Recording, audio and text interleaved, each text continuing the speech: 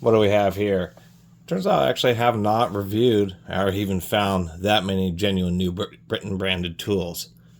For how many tools they have manufactured, and especially for being contract manufacturer tools they made for other people. Certainly found plenty of tools made by them, but ones with their own brand name just aren't that common. I think this will be like the 12th video about it. We've got the DP4, usual yellow and black, or I shouldn't say usual, but kind of the older school professional grade acetate handle screwdriver, the Stanley 100 series. It seems that was kind of a big deal, or I shouldn't say big deal, but kind of a, I don't want to say standard, but it was often made. We know this is an old school one because what we can see here, I mean, it does say Made in USA, but that is PH, so that's Phillips license. So this was back when the Phillips still had the patent on their ubiquitous cruciform fastener. That's the bane of everybody worldwide. But it is using a standard license, and even though this one is pretty worn, and it looks like it did have at least somewhat of a better tip geometry than it does now, it still doesn't quite fit the same. This is just like one of those Pittsburgh Pros, but it has more of a JIS oriented tip design. And if we look here, we can see that maybe just a little bit more meat.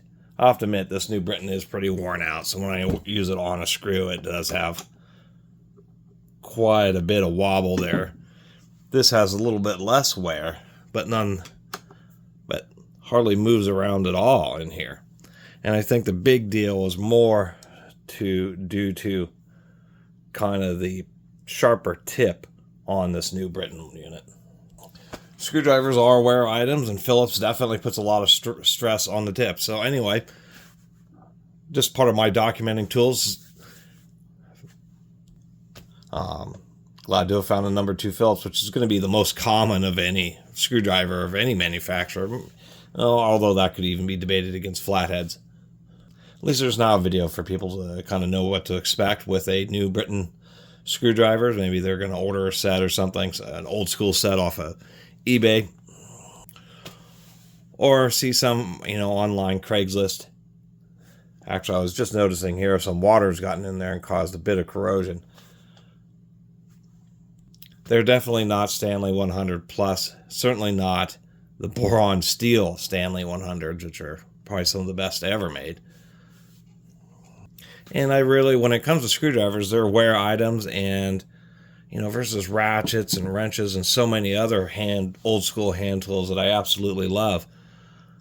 Screwdrivers haven't been that way until I discovered those Stanley 100, old school Stanley 100 Plus series. And ever since I've been comparing everything else to them, and they just aren't that exciting. And this New Britain falls in that category. So it's kind of what to expect, and why I have this channel. A little bit of a closer look at old school tools, because it seems if it was made before the 90s or so, before the internet really started taking off, it's hard to find information about stuff. Anyway, or especially, photos and good looks at it. Anyway, thanks for watching.